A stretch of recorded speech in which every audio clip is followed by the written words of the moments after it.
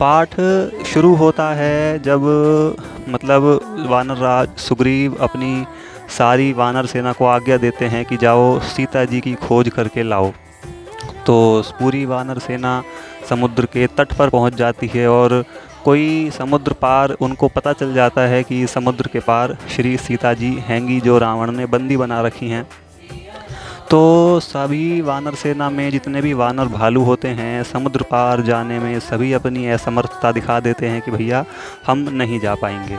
उसी बीच ऋक्षराज जामवान जी श्री हनुमान जी महाराज को उनका पुराना भूला हुआ बल याद दिलाते हैं कि आप इतने बलशाली हैं, इतने बलवान हैं, उसके बाद भी आप ऐसे चुप बैठे हुए हैं, तो ऐसे कैसे काम चलेगा। तो जब जामवान जी श्री हनुमान जी महाराज को उनका पुराना जो वो बल भूल चुके होते हैं एक ऋषि के श्राप के द्वारा, उस बल को जब वो याद करते हैं उन्हें याद आता है और उनको यह अनुभूति होती है कि राम काज लगी तब अवतारा, कि उनका जो अवतार है वो भगवान राम के काज करने के लिए ही हुआ है। तो तुरंत अपना जो स्वरूप था वो छोड़ करके एकदम पर्वत के समान आकार वाले हो करके श्री हनुमान जी महाराज समुद्र के उस पार उड़ चलते हैं। बीच में सुरसा मिलती है, सिंघिका मिलती है, उसके बाद लंका में पहुंच जाते हैं। वहां पर सबसे पहले मिलती है लंकिनी, जिसका हनुमान जी महाराज वध तो नहीं करते हैं खैर, लेकिन उसको परास्त कर देते हैं। उसके बाद लंका में घुस जाते हैं। तो सबसे पहले जो मुलाकात होती है वो होती है, बहुत सुंदर प्रसंग है श्री विभीषण जी से। दो संतों का बड़ा अद्भुत मिलन होता है, श्री हनुमान जी महाराज का और विभीषण जी का। तो विभीषण जी ही हनुमान जी महाराज को बताते हैं कि सीता जी अशोक वाटिका में वहाँ पर बैठी हुई हैं, आप वहाँ पर चले जाइए। तो हनुमान जी महाराज उसके बाद अशोक वाटिका में जाते हैं। माता को दुखी देख करके खुद भी दुखी हो जाते हैं। उसके बाद रावण माता को भय दिखलाता है। जब सारी राक्षस सेना वहाँ से चली जाती है, माता अकेली बैठी होती हैं, राम जी का स्मरण कर रही होती हैं, तब श्री हनुमान जी महाराज उनसे मिलते हैं। उनको विश्वास दिलाते हैं कि मैं श्री राम जी का दूत हूँ, क्योंकि माता भरोसा नहीं करती हैं, सोचती हैं राक्षसी माया ही है, ये तो राक्षस ही होगा कोई जो वानर का स्वरूप बना करके मेरे सामने आ गया। लेकिन जब फिर हनुमान जी महाराज उनको राम नाम की मुद्रिका दिखाते हैं कि देखो माता भरोसा करो मैं राम जी का दूत ही हूँ, तब माता को विश्वास होता है। उसके बाद वे उनको बहुत सारा आशीर्वाद देती हैं। हनुमान जी उनको धीरज बंधाते हैं कि माता आप निश्चिंत रहिए, आपका पता हमें पता नहीं था लेकिन अब पता चल गया, तो जल्द ही भगवान श्री राम जी अपनी सेना को लेकर के आएंगे, लंका राक्षसों का विनाश कर देंगे और आपको यहाँ से ले जाएंगे। तब श्री हनुमान जी महाराज माता से आज्ञा मांगते हैं कि माता मैं बड़ा भूखा हूँ, आप कहें तो वाटिका में जाकर के अपनी भूख शांत कर लूँ और राक्षसों को थोड़ा सा अपने बल का प्रदर्शन दिखा दूँ। खैर उनका भाव ये नहीं होता है कि अपने बल का प्रदर्शन कर दूं मैं, उनका भाव होता है कि राम जी का बल राक्षसों को पता चल जाए कि उनके दूत में जब इतनी ताकत है तो उन भगवान राम में कितनी होगी। माता उनसे मना सी करती हैं कि नहीं हनुमान रहने दो, तुम अकेले हो और ये बड़े भयंकर मायावी राक्षस हैं और बहुत सारे हैं, तुम अकेले कुछ नहीं कर पाओगे। तब हनुमान जी महाराज कहते हैं कि माता आपका आशीर्वाद मेरे साथ है और भगवान श्री राम जी का नाम मेरे साथ है, उनकी कृपा मेरे साथ है, तब इस सेवक का भला कौन कुछ बिगाड़ सकता है। तब श्री हनुमान जी महाराज उनको प्रणाम करके अशोक वाटिका जाते हैं। बड़ा प्रसिद्ध प्रसंग है अशोक वाटिका विध्वंस। और रावण की बड़ी सुंदर बगिया होती है, बहुत सुंदर बगीचा होता है और पूरी तहस नहस एकदम उसको उजाड़ करके रख देते हैं। सारे वृक्ष और सारे मतलब उस उद्यान, सारे जितने भी उसके वो होते हैं, पूल बने होते हैं, क्या क्या होता है, सब कुछ बड़ी सुंदर बगिया होती है, पूरा उजाड़ करके रख देते हैं। भाई वानर स्वरूप हैं, देखो वानर स्वभाव है तो बंदर कैसा होता है, उछल कूद करने वाला होता है, वही हमारे प्यारे श्री हनुमान जी महाराज है, तो वही अपना स्वरूप दिखाते हैं भयंकर। तो वो एक रावण का उस बगिया का पहरेदार होता है, बड़ा विकट मुख्य, जिसका नाम होता है जम्बूमाली। तो हमारे प्यारे अनंत बलवंत हनुमान जी महाराज उसका उद्धार कर देते हैं, यानी कि उसका वध कर देते हैं। उसके बाद रावण अपने पुत्र को भेजता है अक्ष कुमार, जिसका भी हनुमान जी महाराज वध कर देते हैं। उसके बाद इंद्रजीत आता है, सबसे बलशाली पुत्र, तो वो भाप जाता है कि ये वानर कोई साधारण नहीं है। तो इसीलिए वो फिर युद्ध करते करते अंत में ब्रह्मास्त्र चला देता है। और हमारे हनुमान जी महाराज का चरित्र इतना विशाल है, इतना मधुर है, इतनी उनमें संस्कार हैं कि उन्हें पता है ये देव पितामह श्री ब्रह्मा जी का शस्त्र है। यदि उनमें ताकत है, उन्हें खुद ब्रह्मा जी का वरदान है कि वो इस अस्त्र को काट सकते हैं, लेकिन उन्होंने काटा नहीं। काट देते तो क्या होता कि ब्रह्मास्त्र भी विफल हो गया, ये ब्रह्मास्त्र का अपमान हो जाता। इसीलिए उन्होंने ब्रह्मा जी के सम्मानवश उस ब्रह्मास्त्र में बंधना स्वीकार किया। तो इंद्रजीत उनको ब्रह्मास्त्र में बांध करके रावण के दरबार में ले जाता है। वहाँ पर हनुमान जी महाराज और रावण की वार्तालाप होती है। निष्कर्ष उसका ये निकलता है कि रावण हनुमान जी की पूंछ जला देता है। पूंछ जला देता है तो हमारे हनुमान जी महाराज भी कोई कम नहीं है भैया, सब जगह पूरी लंका में घूम घूम करके एक विभीषण जी का घर छोड़ देते हैं और बाकी पूरी लंका को जला करके एकदम चमका देते हैं। बढ़िया ढंग से ही लंका में मज़ा खड़ा कर देते हैं, एकदम वहाँ धुआं आग सब मज़ा आ जाता है रावण को। रावण सोचता है ये गलती कर दी मैंने, किससे पंगा ले लिया पता नहीं, ऐसा हाल वहाँ पर कर देते हैं। तो पूरी लंका को जलू करके हनुमान जी महाराज फिर दोबारा से माता से विदा मांगने जाते हैं कि माता विदा कीजिए, मैं जाता हूँ, प्रभु को पता बताता हूँ कि आप यहाँ हैं और जल्दी से फिर हम लोग आएंगे और आपको यहाँ से ले जाएंगे। तो हनुमान जी महाराज कहते हैं कि आप कहिए तो मेरी पीठ पर बैठ करके चलिए, मैं आपको, किसी को पता भी नहीं चलेगा, मेरी गति का सामना कोई नहीं कर पाएगा, मैं आपको यहाँ से उठा करके सीधा प्रभु के पास ले चलूँगा और सारा काम ख़त्म। तो माता कहती है नहीं, ये यश के अधिकारी केवल भगवान श्री राम जी हैं, मुझे तुम्हारे बल पर शंका नहीं है, मुझे पता है तुम ऐसा कर लोगे, लेकिन यदि यह कार्य भगवान खुद करें तो वही ज़्यादा उचित होगा। तो हनुमान जी कहते हैं माता ठीक है, जैसी आपकी आज्ञा। उनसे निशानी के तौर पर एक चूड़ामणि ले लेते हैं कि प्रभु को दिखा देंगे कि हाँ मैं सच में माता से मिला था। माता उन्हें चूड़ामणि देती हैं और हनुमान जी वहाँ से विदा हो जाते हैं, राम जी के पास वापसी आते हैं। तो बहुत सुंदर प्रसंग है। सुंदरकांड की महिमा इसीलिए भी और ज़्यादा बढ़ जाती है, देखो ध्यान से सुनना। खैर अभी ये संक्षेप में मैं कर रहा हूँ, फिर इसी को बिल्कुल ही विस्तृत ढंग से पूरी एकदम बढ़िया ढंग से कथा करूँगा, बड़ा आनंद आएगा, सुनना केवल। तो हनुमान जी महाराज जब राम जी के पास वापसी जाते हैं तो फिर उनसे भगवान की मुलाकात होती है। भगवान बड़े प्रसन्न होते हैं कि सीता माता की खोज करके तुम ले आए। तो हनुमान जी महाराज उनसे भगवान से भगवान की भक्ति मांग लेते हैं और भगवान अपने कर कमल जो हैं श्री हनुमान जी महाराज के शीश पर रख देते हैं और कह देते हैं तथास्तु। भगवान अपनी अन्नपायनी भक्ति, यहाँ पर उपाधि दी गई है अन्नपायनी, जो आसानी से पाई नहीं जा सकती, बड़ी कठिन है। भगवान यदि खुद ही दें तो ही मिल सकती है, अपने बल पर, साधना के बल पर वो नहीं मिल सकती।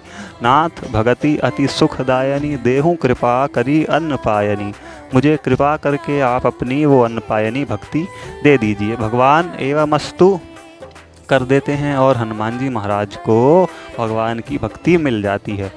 उसके बाद जब हनुमान जी महाराज भगवान को सारी खबर देते हैं कि वहाँ पर ऐसा ऐसा होता है और माता यहाँ हैं, तो भगवान तुरंत आज्ञा करते हैं सभी वानरों को और वानरों के राजा सुग्रीव जी को कि पूरी सेना को एकत्रित करो और हम आज ही लंका की तरफ प्रस्थान करते हैं।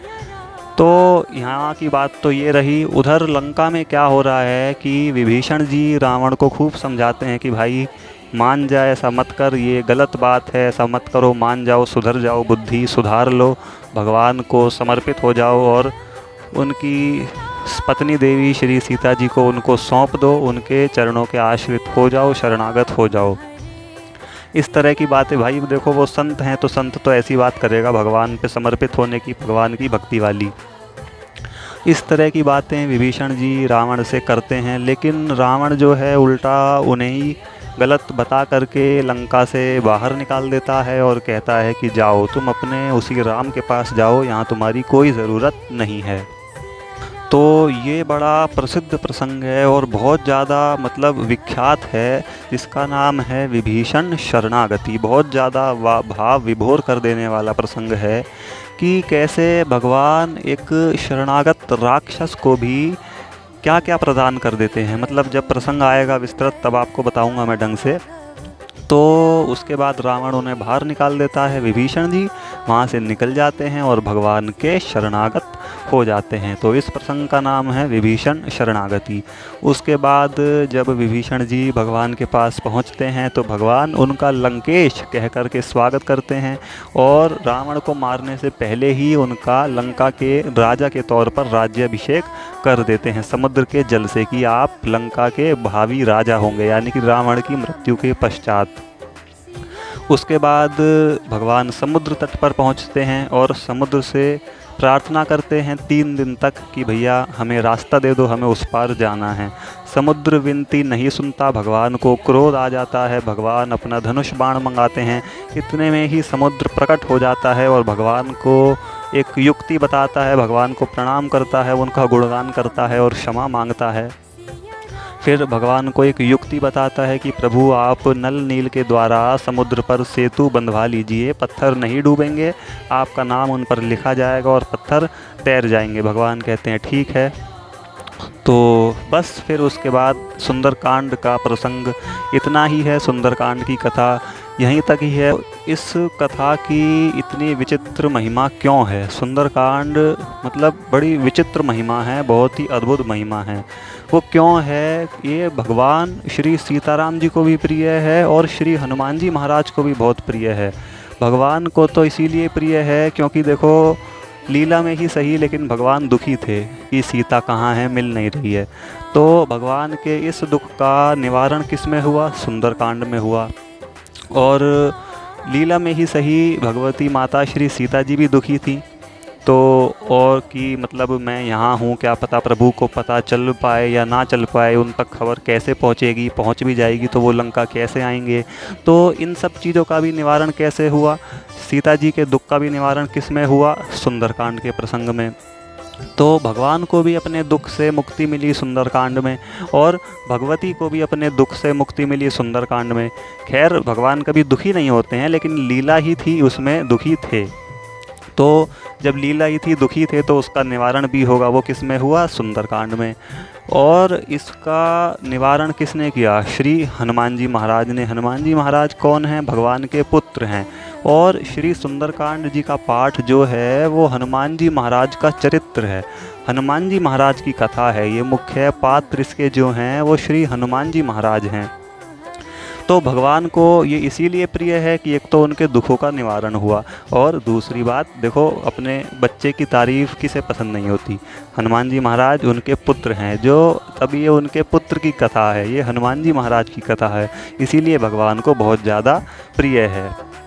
अब आप ऐसे ही संसारिक उदाहरण से समझ लो कि कोई माँ बाप हैं, उनके बच्चे ने बहुत अच्छा कार्य किया और कोई तीसरा व्यक्ति आकर के उन बच्चे के माँ बाप से उस बच्चे की बड़ाई कर रहा है, तारीफ़ कर रहा है, तो माँ बाप जेन्युइन ही खुश हो जाएंगे, मतलब अपने आप ही उन्हें बहुत ज़्यादा खुशी होगी और बच्चे को प्यार करेंगे। तो ये ऐसा है भगवान और हनुमान जी महाराज के बीच में।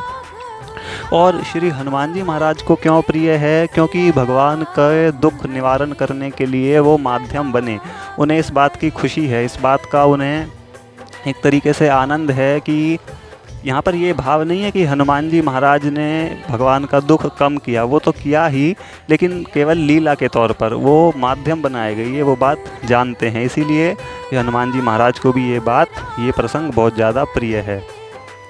और इसीलिए भी प्रिय है क्योंकि उन्होंने इस प्रसंग में सीता जी की खोज करी, उनके दुख का निवारण किया और भगवान के भी दुख का निवारण किया। तो इसीलिए ये प्रसंग, ये कथा, ये पाठ श्री सुंदरकांड जी का भगवान को भी प्रिय है और उनके भक्त श्री हनुमान जी महाराज को भी प्रिय है। और देखो कई संतों का तो ये मानना है, ये कहना है, काफ़ी जगह ये बात मैंने पढ़ी हुई है कि जो श्री रामचरितमानस जी है वो भगवान का पूरा स्वरूप है। मतलब कि बाल कांड हो गया उनका मुख, अयोध्या कांड हो गया मुख से नीचे का विग्रह, अरण्य कांड हो गया भगवान की भुजाएं, किष्किंधा कांड हो गया भगवान का उदर, और लंका कांड हो गया उदर से नीचे का घुटनों तक का विग्रह, और उत्तर कांड हो गया भगवान के चरण, और सुंदर कांड हो गया भगवान का हृदय। सुंदरकांड को भगवान का हृदय बताया गया है, भगवान को बहुत प्रिय है, सीताराम जी को भी और हनुमान जी महाराज को भी। तो इसका महात्म्य, इसकी महिमा बड़ी विचित्र है, बहुत ज़्यादा अद्भुत है। अब देखो, पाठ की विधि कोई लंबी चौड़ी नहीं है, कोई ऐसी टिपिकल नहीं है कि हाँ बहुत कुछ करना पड़े।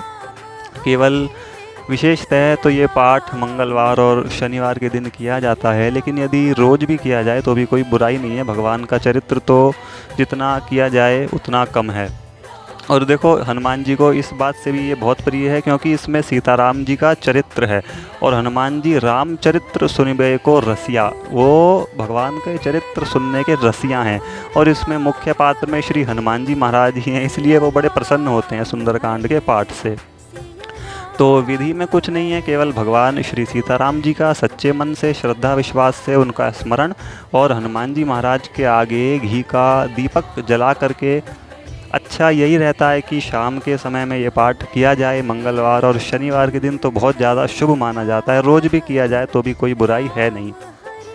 और पूरे मतलब अच्छे ढंग से पवित्र होकर के सुंदरकांड का पाठ करें दीपक जला करके। उसके बाद में हनुमान जी महाराज की आरती कर दें और कुछ उनको गुड़, चना या मतलब मिठाई, मिश्री जो भी हो अपनी श्रद्धा अनुसार मीठा उनको भोग लगा दें। यहाँ पर मुख्य विधि है श्रद्धा की, विश्वास की, ब्रह्मचर्य की, संयम की। ये नहीं आचरण कैसे भी हो रहे हैं उल्टे सीधे, और अपना प्याज लहसुन और पता नहीं क्या क्या गंदे उल्टे सीधे हम आचरण कर रहे हैं और फिर सुंदरकांड का पाठ कर रहे हैं, तो ना तो पाठ की ही उतनी महिमा रह जाती है और ना ही उसका फिर उतना उस हिसाब से फल मिल पाता है।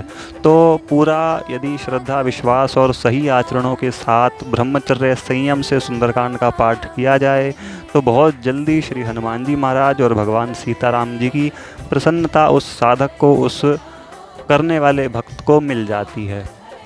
तो विधि भी हो गई, इसका महात्म्य भी मैंने आपको बता दिया। और भाई देखो, फल इसका पूरे तरीके से कौन ही बता सकता है, लेकिन फिर भी मैं प्रयास करता हूँ।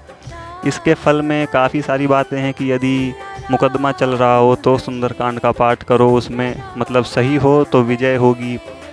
और रोग बीमारियों से बचने के लिए भी ये पाठ किया जाता है, सुख शांति प्राप्त करने के लिए भी ये पाठ किया जाता है, बुरी ताकतों से बचने के लिए भी ये पाठ किया जाता है। घर में क्लेश हो, दुख चल रहे हो, परेशानी चल रही हो, संकट चल रहे हो, तो भी उनसे बचने के लिए ये पाठ किया जाता है। और इसी पाठ के अंत में देखो एक दोहा आता है, आखिरी दोहा है, सकल सुमंगलदायक।